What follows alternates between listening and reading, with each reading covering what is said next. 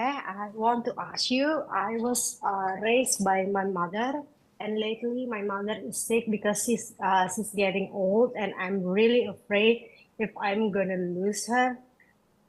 Please give me So, things to remind. first of all, Renee, life and death are things that each and every living creature on earth must go through. And this is inevitable. You tell me, how many around us have lived for more than 100 years? The average of the Muslim Ummah is between 60 and 70, the Prophet says, alayhi salam. And seldomly you will find someone going over 70. And you notice this and you see this. The more they get older, the weaker and fragile they are. And it breaks our hearts when we see them in such a deteriorating state, remembering that 20 years ago they were fit and strong and they cleaned the house and they cooked and they did all the chores on their own. And probably they went to the farm and to the market and did 20 hours work a day. And now they barely can go to the toilet, wash themselves, clean themselves. They can barely eat. They used to eat this much, now they eat this little. This is life. So we love them. We care for them.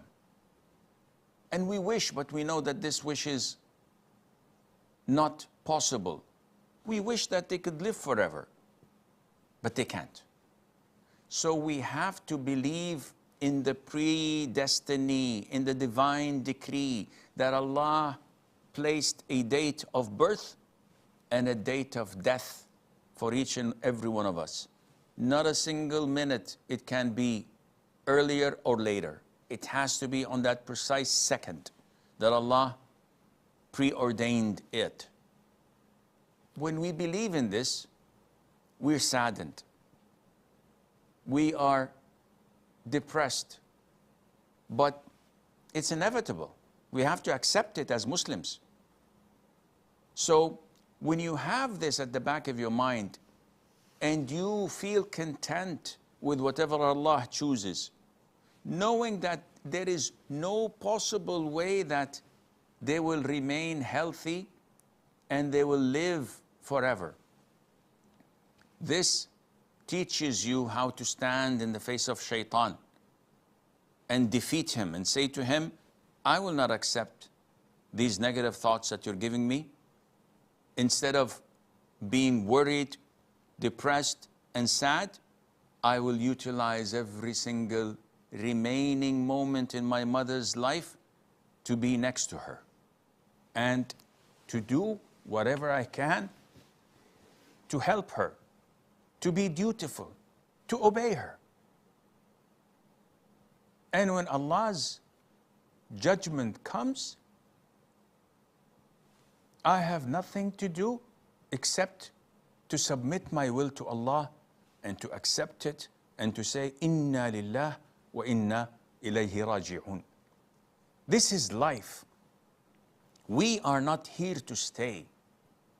We are in a transitional period.